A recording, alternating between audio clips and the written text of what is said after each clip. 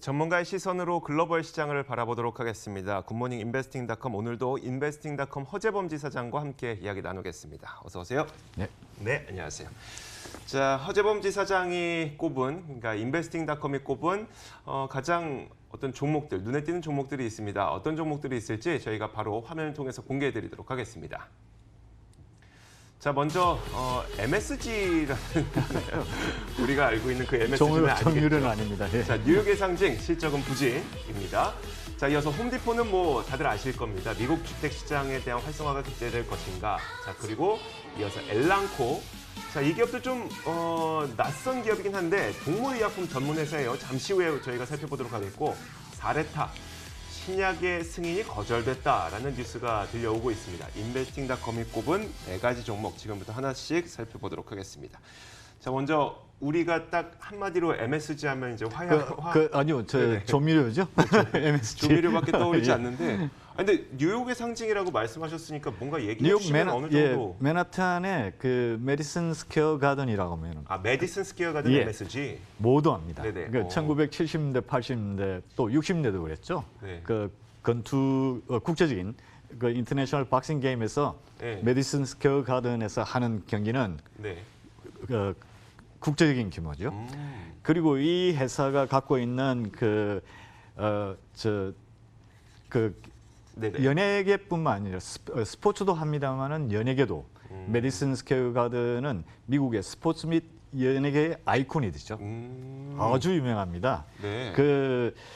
제가 NBA죠. 네. 그 뉴욕 닉스가 이 회사 소속이고. 아, 그래요? 그리고 NHK이죠. NHL. 네네. 하키리그. 네네. 그 뉴욕 레인저스가 또 이 회사 소속입니다. 그러면은 이 회사가 어느 정도의 유명한 회사인지는 아시겠죠. 그렇겠네요. 와. 그리고 저 박싱 게임이라고 하면은 한국에서도 유명한 저희 뭐 국가 대표급 네. 저희 한국이 자랑하는 건투 선수들도 거기서 그걸 했죠. 그리고 제가 이 메디슨 스퀘어 가든이 뭐 생긴 것은 1968년입니다. 네. 그 뉴욕의 상징적인 그 아이코닉 빌딩이라고 그러죠. 그 회사고. 네. 이 회사의 작년이죠. 네. 유명한 가수 빌리 조엘 아시죠? 네네. 빌리 조엘이 이 맨하탄 중심부의 대형 체육관인 메디슨 스퀘어 가든에서 100번째 무대를 가졌습니다. 저는 그 생각을 했던 거예요. 그러니까 복싱 경기장인 건 알겠어요. 예. 그리고 국제적인 경기를 하는 것도 알겠는데, 예. 근데 복싱 경기가 1년 365일 있는 건 아닌데 아니죠. 어떻게 돈을 버나 했더니 이제 콘서트장으로도 많이 쓰고. 그럼요. 그래서 이 회사가 갖고 있는 것은 스포츠 및 연예계 사업인데 네네. 나중에 뭐 구체적으로 연예계 사업이 어느 정도 되고 스포츠가 어느 정도 되는지 말씀을 드리겠습니다만은 네. 1970년대 네. NBA죠. 뉴욕 닉스의 전성기를 그린 다큐멘터리나 서적에서 나오는 네. 언급이 있습니다. 그 제목이죠. 네. When the garden was Eden. 가든이 낙원이었을 때가 언제냐는 얘기죠. 네. 그게 닉스 팬들한테는 40년 넘게 오랜 뉴욕 닉스가 네네. 우승하기를 바라는 그 마음에서 저 제목이라고 봅니다. 그리고 빌리 조엘을 뭐 말씀드렸습니다만은 뭐 저희들에게는 피아노맨, 네. Just the Way You Are, Uptown Girl, Honesty 유명하죠. 네네.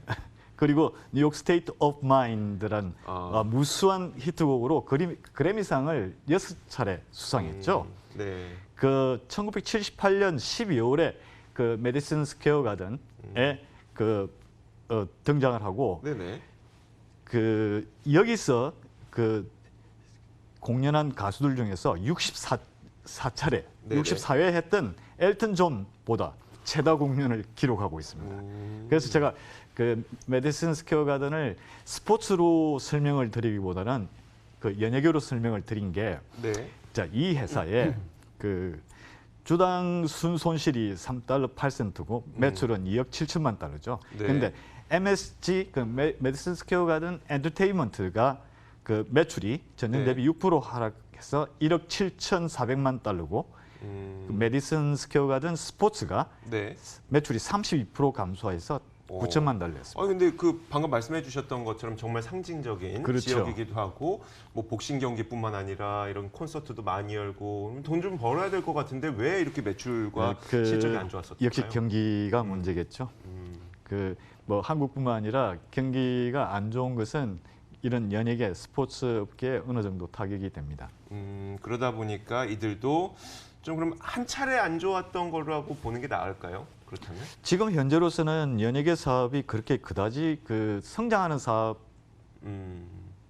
미국에서는 네네. 뭐 그 왜냐하면 지금 넷플릭스나 이런 그 스트리밍 서비스의 그 비즈니스가 너무 발달하다 보니까 네네. 실제 공연 그 무대 공연 쪽이나 스포츠 쪽에서 뭐 뉴욕 닉스가 우승을 하면은 네. 매출이 올라가겠죠. 알겠습니다. 경기가 안 좋은 것도 있었고 그 저기 엔터테인먼트 생태계 자체가 좀 스트리밍 쪽으로 바뀌다 그렇죠. 보니까 예. 거기에서도 매출 타격이 좀 있고 사람들이 네. 굳이 내가 뭐 굳이 콘서트 가야 돼? 그렇죠. 넷플릭스 볼 수 있는 뭐 이런 식으로 좀 바뀌다 보니까 자 그래서 MSG 메디슨 스퀘어 가든 가든이죠. 예. 는 주가가 7% 넘게 지난 밤 사이에 하락하는 모습이었어요. 자, 홈디포는 저희가 그 뭐 했죠. 앞서서도 예. 얘기를 했으니까 이어서 다음 기업을 한번 넘어가 볼 텐데 엘랑코 동물의약품 전문 회사입니다. 저는 요즘에 우리나라에서도 동물 관련 보험들 나오고 그럼요, 있고 예. 제약 회사들도 동물 관련 약들을 굉장히 많이 개발하고 있고 이런 그렇죠. 모습을 좀 보고 있거든요. 그 지금 그 애완용 동물에 대한 그 식품, 그 다음에 의약품, 그리고 그 병원들이죠. 네. 엄청나게 지금 성장하고 있는 상황이니까. 근데 제가 왜 엘랑코를 선택을 했냐면 네네. 뭐 저도 미국 주식시장이 진행되는 동안 여러 주식을 이제 등락폭을 보면서 네네. 어떤 주식이 정말 오늘 소개해드리면 좋을까를 고민을 많이 합니다만은 네. 그 앞서 메디슨 스퀘어 가든도 그렇습니다만은 엘랑코 같은 경우 그 미국의 그 다국적 제약회사인 그 릴리라는 네네. 회사가 있습니다. 네. 릴리의 자회사였습니다.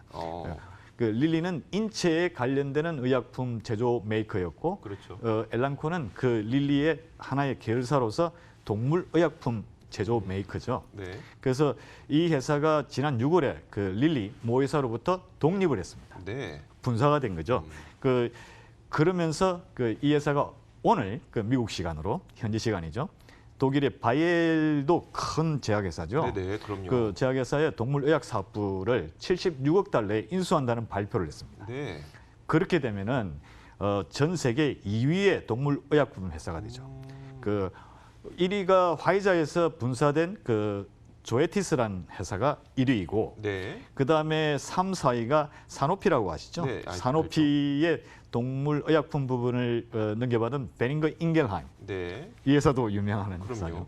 그리고 머크가 그 뒤를 잇습니다. 그 네. 정도면은 전 세계 동물의약품 제조 메이커 중에서 2위라고 하면은 엄청난 규모죠. 그러니까 사노피의 동물의약품 보다 큰 부분보다도 더 크다는. 그렇죠. 예. 네. 그리고 바이엘 같은 경우는 그 지난해 몬산토를 인수하면서 몬산토는 세계 저희로 하면은 그 바이오 옥수수 네네. 같은 경우 이제 유전자 조작을 해가지고 네네. 살충 뭐 재해나 그다음에 그 곤충에 피해를 보지 않도록 만드는 그 회사였는데 몬산토 하면 유명합니다. 네네. 저는 1980년대부터 이 몬산토 그렇죠. 90년대부터 몬산토를 취재하면서 네. 뭐 일본에서는 아주 유명했죠. 이 회사의 제품이 일본 전체 그 식품 또는 동물 사료업계에 네네. 파장을 일으킨 회사니까요.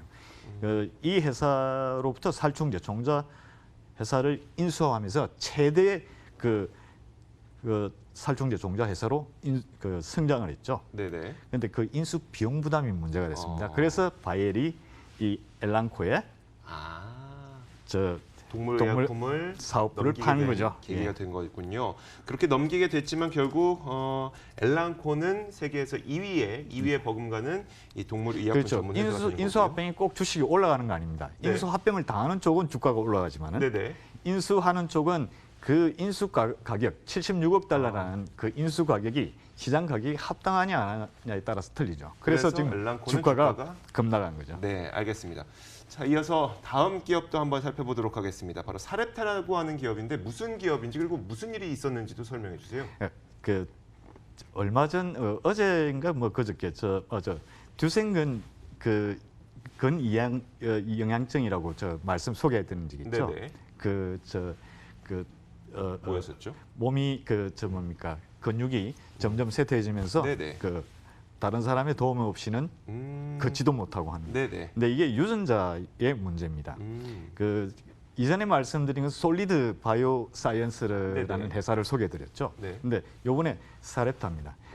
이런 유전자 뭡니까 유전병을 치료할 수 있는 치료할 약을 수 있는 개발하고 치료제를 있었나 보네요. 개발한 업체들 입장에서는 임상 시험의 결과가 좋으면은 주가가 급등합니다. 그러니까요. 그리고 또 큰 글로벌 규모의 제약회사로부터 인수합병 제의를 받죠. 네네. 근데 사렙타 같은 경우는 SRP 9001이라는 임상 시험에 관한 게 FDA의 승인을 못 받았습니다. 네. 그것 때문에 급락을 했죠.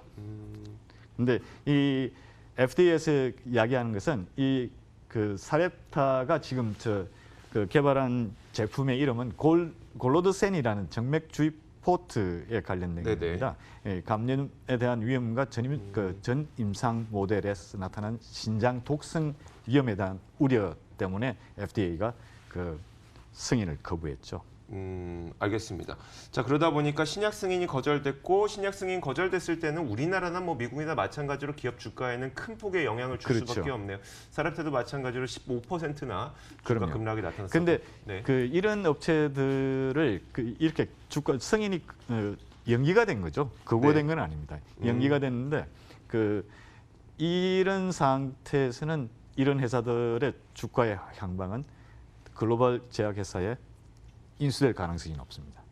저평가되어 있기 때문에 네. 오히려 이런 회사의 기술력을 제조 과정이나 어떤 그런 특이한 제조 과정을 의약 업체에서는 주가가 급락했을 때 이 회사를 인수해서 조금 더 투자를 하면은 제약 개발에 박차를 가할 수 있기 때문에. 네, 알겠습니다. 사렙타가 앞으로 어떤 길을 걷게 될지는 그럼요, 또 예. 저희가 나중에 전해드리도록 하겠습니다. 자, 이렇게 저희가 인베스팅닷컴이 꼽은 4가지 종목 가운데 3가지 종목을 좀 자세하게 짚어봤습니다. 인베스팅닷컴 허재범 지사장과 함께 이야기 나눠봤습니다. 고맙습니다. 네, 감사합니다.